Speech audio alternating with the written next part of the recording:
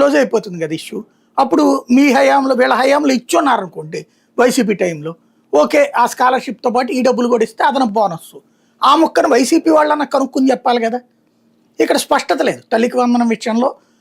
పైన మాట్లాడుకుంటున్నారు. ఇదేంటంటే పేపరోడికి ఆ విషయం వాళ్ళని వీళ్ళని కనుక్కుని తెలుసుకున్నప్పుడు సగం సమాచారం రాకపోతే రాసే వార్తలాగా ఉంది. వాళ్ళిద్దరు మాట్లాడుకోరు, ఒకళ్ళు అధికారం ఒకళ్ళు ప్రతిపక్షం.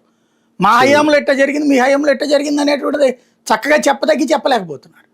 అట్లాగే మేము ఇప్పుడు ఇట్లా ఇస్తున్నాం, ఎందుకు ఇస్తున్నామని వీళ్ళు చెప్పలేకపోతున్నారు. కాబట్టి లోపం ఇద్దరి దగ్గర ఉంది. ఏదో వేగు పాలిటిక్స్ చేస్తున్నారు కానీ కన్స్ట్రక్టివ్గా దాని మీద వెళ్ళలేదు ఇద్దరు కూడా. నాకు అర్థమైనంత వరకు అయితే అలా కనబడుతుంది. కానీ నిజంగా తల్లికి వందనంలో జగన్ హయాంతో పోలిస్తే కంపేర్ చేస్తే తక్కువ మందికి, అలాగే తక్కువ ఒక సంవత్సరం ఎలాగే డిలే అయిపోయింది. ఇది ప్రజలు గమనించరా? లేదు అంటే ఫస్ట్ ఇయర్ ఇవ్వలేదన్నది కరెక్ట్, నో డౌట్. అవును అవును. సెకండ్ ఇయర్ ఇచ్చింది ఎంతమంది పిల్లలు ఉంటే అంతమందికి ఇచ్చారు కాబట్టి అది జగన్ కంటే బెనిఫిటే కదా, బెటరే కదా. అది దాన్ని తప్పని ఎందుకు అనాలి మనం?